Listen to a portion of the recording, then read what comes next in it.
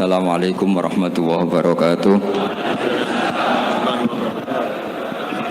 Bismillahirrahmanirrahim. Tabarakalladzi nazzala al-furqana ala 'abdihi liyakuna lil 'alamina nadhira. Allahumma shalli wa sallim ala sayyidina Maulana Muhammad wa ala alihi wa sahbihi asma'in, amma ba'du. Ingkang sangat kula hormati, sangat kula takzimi Gus kula Kiai Haji Abdul Ghafur, wonten bupati, wonten ketua MUI, wonten saking kepolisian, saking tentara, danten kanca-kanca ingkang kula hormati. Tadi Pak Rosid yang salah itu bilang masalah kesederhanaan. Ini kalau saya sederhana searah ini, pemenang Pak Rosid, sehingga hidungnya tidak mancung-mancung amat, saking sederhananya. Saya maksudnya, saya juga sederhana. Kedua, ingin masuk surga bareng Mbah Mun, ini harus dikoreksi. Dulu saya di pondok itu sering dinasehati sama temannya Gus Sobur, satu kelas dengan Gus Sobur temannya. Gus, nak soleh aja teman-teman, mari ini swarga war Mbah Mun, gak enak sungkan. Jadi soleh pas-pasan naik, sehingga ya tetap masuk surga tapi jawar Mbah Mun, mari nopo sungkan. Kamu tahu kan di surga pekerjaan kamu apa? Ngeloni widadari kan? Itu kalau ketemu guru mesti apa? Sungkan. Jadi cukup di bawahnya, nanti kapan-kapan sowan tiap malam Jumat apa? Sowan. Kamu kebayang nggak sekamar dengan Mbah Mun kalau di hotel? Raisoba, ya ternyata dia milih.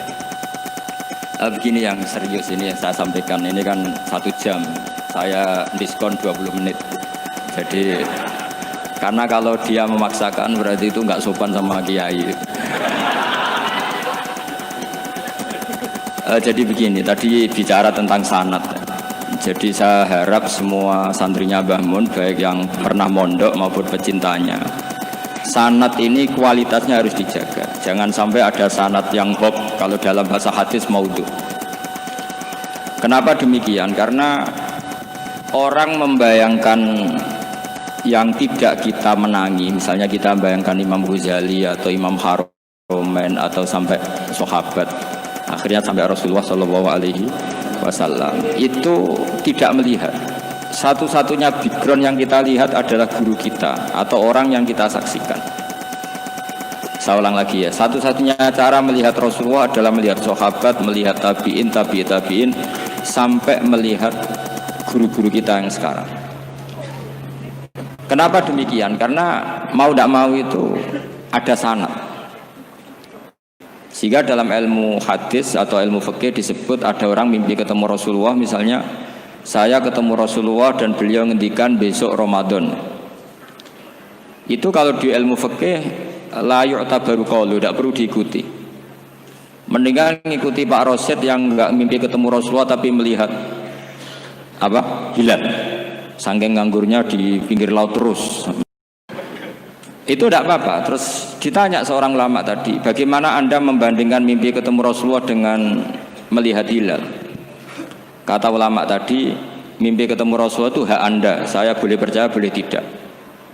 Tapi haddatsani rajulun minal ulama, haddatsani rajulun, sampai Rasulullah setiap mengatakan haddatsani rajulun tambah yaqadatan, bahwa Rasulullah secara terjaga ngendikan sumu li ru'yati wa aftiru li ru'yati fa in gumma alaikum fa akmilu iddata sya'ban salasina yauman.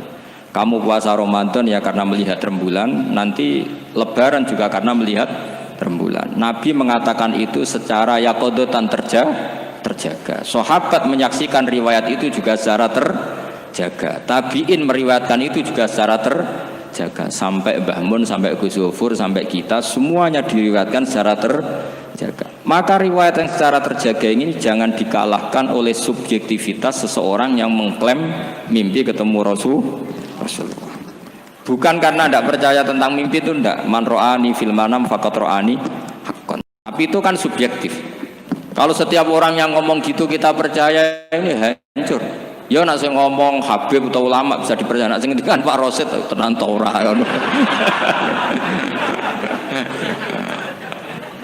Jadi ini supaya sanad ini terjaga. Jadi sanad itu harus terjaga. Makanya saya pernah entah tahun berapa, saya memang tidak perlu saya ingat-ingat karena saya memang nggak suka punya kenangan Mbah Mun ada tanggalnya supaya abadi. Ada orang tertentu yang suka ditanggalin kalau punya kenangan sama Mbah Mun. Kalau saya enggak usah tanggal, biar kenangannya mustamir setiap saat.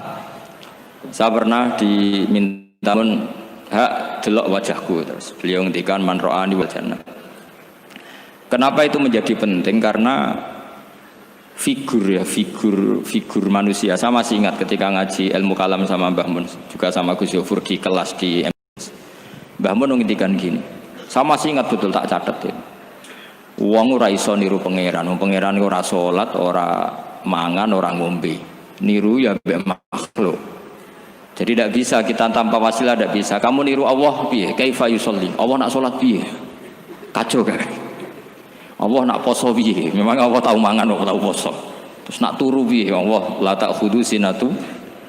Maka ibadah itu niru makhluk. Karena kita makhluk. Makhluk itu duwe syahwat. Islam memberi sarana ibadah nikah. Sing ra payu nikah ana sarana ibadah ngempet, paham ya? Niku. Maksudnya ora usah nguntal kapur barus ngempet. Sing sugih ibadahe sedekah. Sing ra sugih ibadahe dadi mustahik sing ridho. Macam-macam. Itu hanya bisa niru makhluk sama makhluk.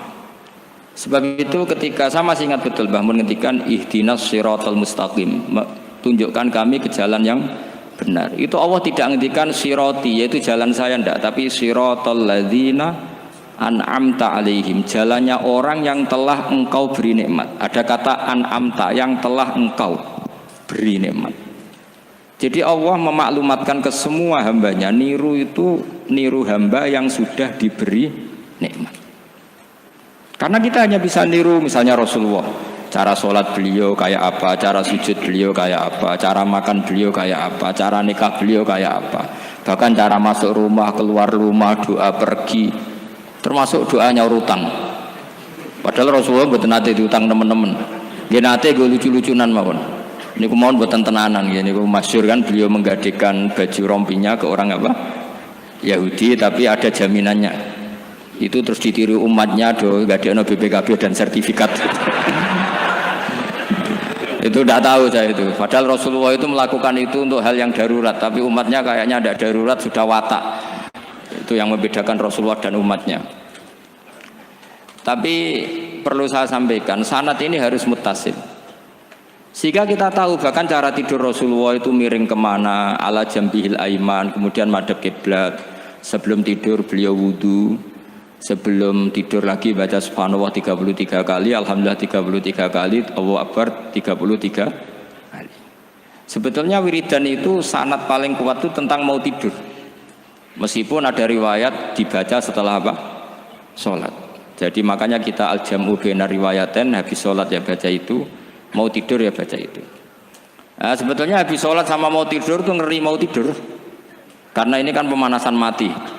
Pelatihan mati, karena satu kondisi yang Anda sudah tidak bisa ikhtiar. Tapi kayak apa Rasulullah? Justru kita kondisi yang nggak bisa ikhtiar itu pesannya Nabi apa? Kamu baca ini, in mutta kata Nabi, ada yang baca in mitta. Kalau mau berpikir potensi paling ngeri, bahaya paling ngeri adalah orang mau tidur, karena di situ kita tidak bisa apa-apa. Cara musuhmu mangkel bekku ya karek nyembelih, cara bojomu mangkel bekku ya karek ngobong, kok ini TV ini. Anda usah merasa tidak akan mengalami itu, ya insya Allah enggak itu. Tapi dengan melihat di TV semua potensi itu ada. Untuk aku yang turun yang kendaraan tangis-tangis ning akhirat. Terus tak Gusti kalau mau tang akhirat mau kecelakaan. Nah, justru mau tidur itu Nabi itu unik, kelihatan bahwa ada nubuah, ada kenabian yang luar biasa. Kalau mau tidur itu ada nubuah, ada kenabian yang luar biasa. Kalau mau tidur itu ada wiridannya. Saya termasuk orang yang fanatik baca wiridan sebelum tidur. Jadi jangan kira kalau Selasa sholat jarang wiridan, tidak punya wiridan di tempat lain, itu sangat suudzon yang menyakiti. Saya punya cara sendiri untuk ingat Allah itu, terutama mau tidur. Sampai istri saya itu protes. Gus nak bersolat tahu mau nyekel tasbih habis tidur, saya itu punya tasbih lupa jumlahnya semuanya di kamar tidur.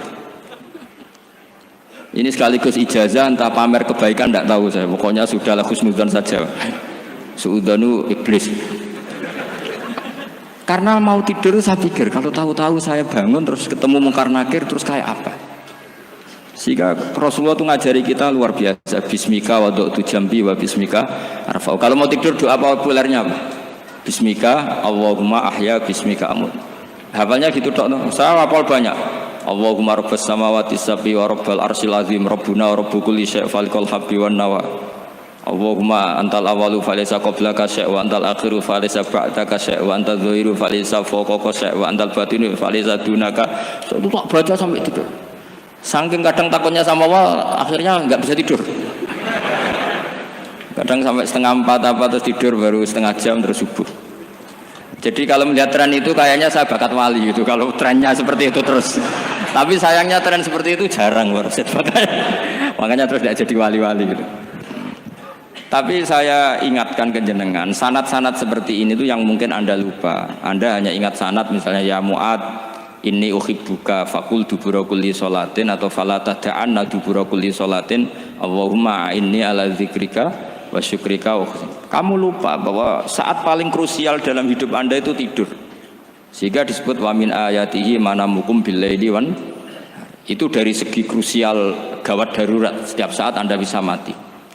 Belum urgensinya tidur untuk melawan maksiat.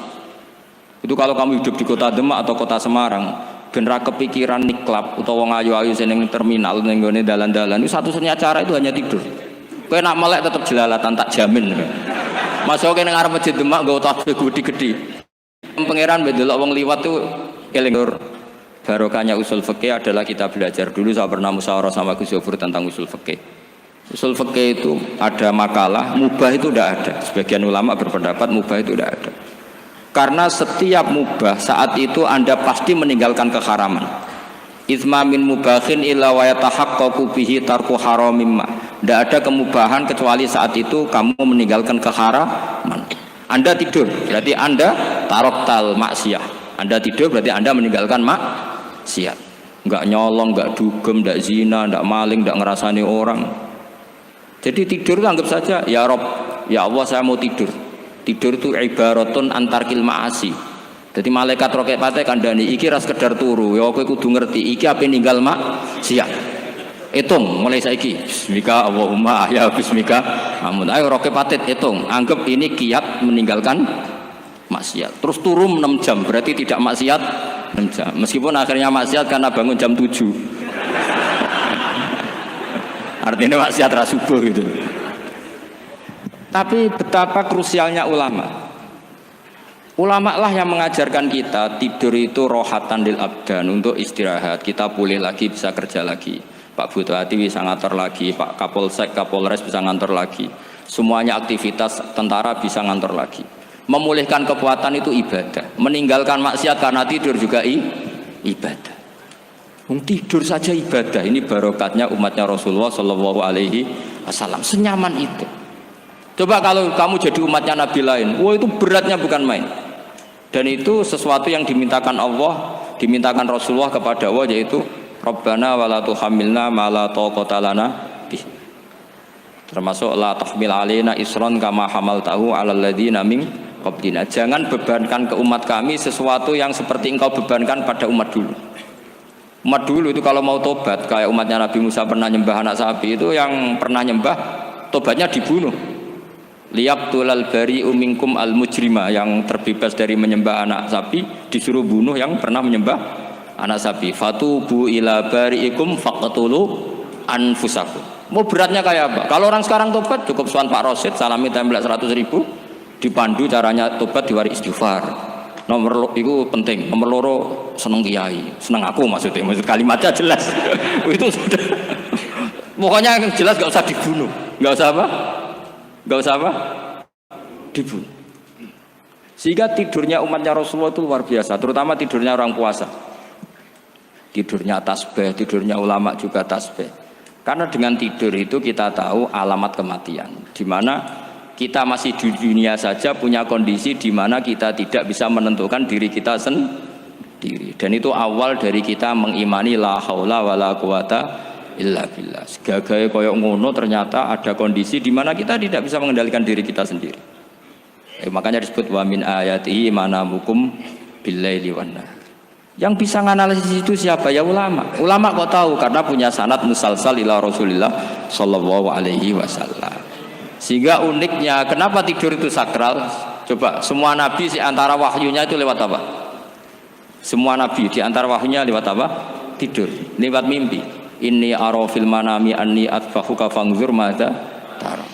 Maka mimpi ini harus dikelola secara baik, yaitu kalau kamu mau tidur, wudu dulu, baca tasbih, terus tinggalkan semua dunia, anggap saja ini pemanasan kematian.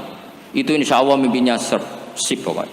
Paling dikejar-kejar dajjal, dajjalnya kecemplung kali, insya Allah.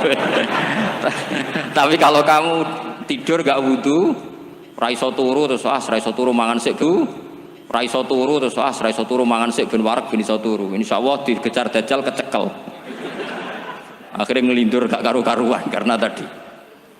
Nah, sanad seperti itu yang punya siapa? Hanya ulama. Ada lagi satu contoh, ini sudah hampir 20 menit Pak Ustaz. Itu saya pernah ngaji Durarul Kalami Syafi'i, mutiara-mutiara ngendikan Imam Syafi'i. Itu ulama itu mesti ngendikan tuh unik. Tadi saya sudah cocokkan sama Bupati, tak tanya, Pak Bupati saya ini punya ilmu dari Bapak, mungkin pas untuk jenengan pakai. Kata Bapak, urip iku padha wae, ngadepi kanca mbek musuh iku padha wae. Malah kadang ribet kanca. Dulu saya itu iskal itu janggal. Tapi setelah ngaji Durarul Kalami Syafi'i yang ada di Muqaddimah kitab Majmu', Muqaddimah Syarhul Mu'adzab Imam Nawawi. Imam Syafi'i nak ngendikan gini. Man ahsana ilaika faqad qayyadaka. Wong apiki kowe nyancang kowe. Kaya Pak Rosid itu apian mbek aku. Ngene sarang sowan mampir, gayane apian, jebule nyancang. Awas nak teko ning Demak. Itu faqad qayyadaka, nyancang kowe. Tapi waman asaa ilaika faqat atlaqaka. Wong sing eleki kowe iku penak bebasno kowe. Kowe tau diutangi wong kancamu ta musuhmu? Sing biasa utang kowe lho. Kanca. Kowe numpak mobil ketemu musuh enak ra usah nawani, nek ketemu kanca monggo bareng. Sing ngel-ngelo kowe kanca ta musuh? Artinya gini, kanca ya barokah, nggo perjuangan, musuh ya barokah mergo ora tau utang. Jadi segampang itu ulama melihat kehidupan tuh. Man ahsana ilaika faqad qayyadaka wa man asaa ilaika faqad atlaqaka. Jadi akhirnya kita hidup itu berkah terus. Di kanca ya enak kados kula di kanca Gus Yofur nak kula mboten saged fikih musyawarah, ra iso tasawuf musyawarah. Di kanca Pak Rosid, kanca rai sederhana. Pokoknya duit. Tadi kurang contoh. Kalau rai Arab kan enggak sederhana, Pak. Wajahnya mewah terus. Ekonominya juga sederhana. Saya sama Rosid sama-sama gak kaya. Jadi ada nyontohkan kan Gus Yofur sama Gus Baknya ngebis. Memang saya sering sama Gus Yofur ngebis sampai sekarang masih sering. Bukan karena miskin yang jelas itu pilihan itu. Jadi ulama itu segampang itu melihat kehidupan. Saya termasuk kiai muda yang nggak takut mati, bukan karena yakin bus warga gitu, karena saya sering baca berdoa. Allahumma ya Allah, kata Rasulullah, kamu harus berdoa ya Allah, ij'alil hayata ziyadatan li fi kulli khairin wal mauta rohatan li min kulli syarrin. Mungkin sekarang kita ada zina, mungkin sekarang kita ada korupsi, mungkin sekarang kita ada maling, tapi potensi itu tetap ada. Yang bisa ngakhiri itu apa? Kematian.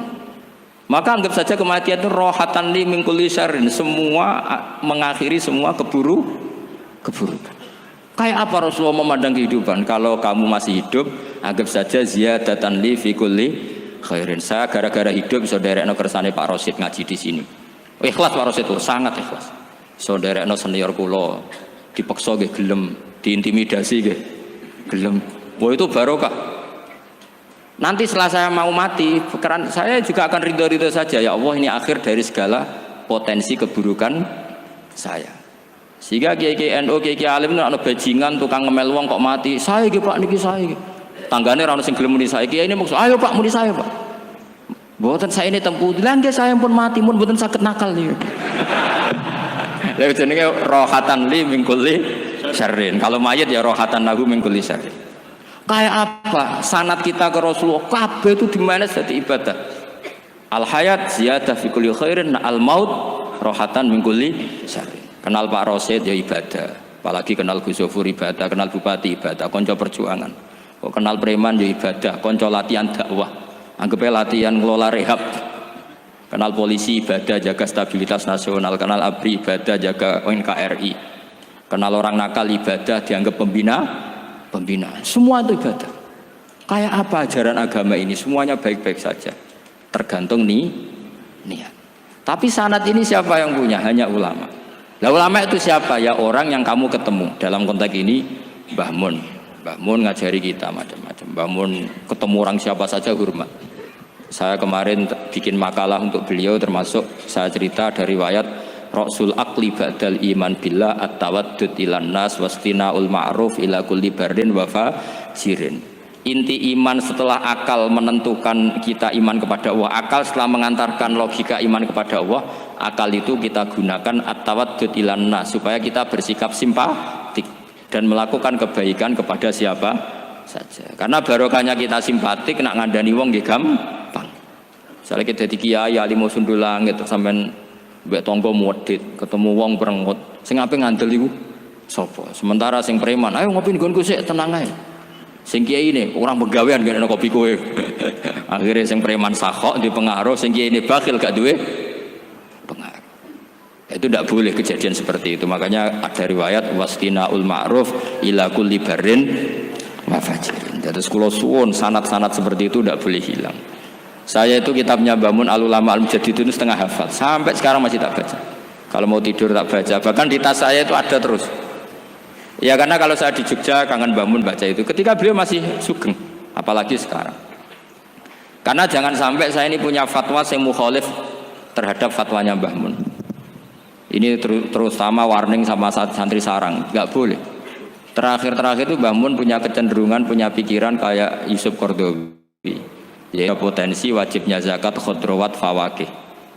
Ngendikan gini, sama masih ingat ketika ngaji sama Gus Zufur Pak Rosid kalau Mbah Mun guyon. Wong desa iku wis melarat, gegere nganti kaya akik wae. Mbah Mun nyontokno gegere macul nganti kaya akik gara-gara sing ditandur pari wajib zakat. Wong Sulawesi nandure kakao cengkeh, zaman iku cengkeh Jaya. Berhubung ora akut gak wajib zakat. Padahal kaya raya. Jadi fenomena itu sering diutarakan beliau. Lama-lama beliau ngarang di Al-Ulama Al-Mujaddidun. Beliau mengutip pendapat Ibnu Katsir, tentu di era modern kayak Yusuf Qaradawi. Sebenarnya Yusuf Qaradawi sendiri bukan mujtahid, dia yang muqallid juga. Kata Ibnu Katsir, wa mimma akhrajna lakum minal ard, yang harus dizakati adalah ma itu umum, apa saja yang keluar dari bumi. Maka kecenderungan Mbah Mun akhir-akhir itu mbok yao fawakih khodrowat itu dizakati. Tapi beliau tentu tidak ilzam ya, karena beliau sangat syafi'i. Tapi ini kan saran yang baik lah menurut saya. Apa susah sih dadi wong lomo gitu. Wong dadi wong medhit kok mbok bilo-bilo. Lah nek kowe takok takbirin ndi Gus, nak khodrowat fawakih, melon, kakao, tebu wajib zakat. Takbire iku lomo iku apik, medhit iku elek. Ngoten mawon iki. Mumpun ngoten mawon. Assalamualaikum warahmatullahi wabarakatuh.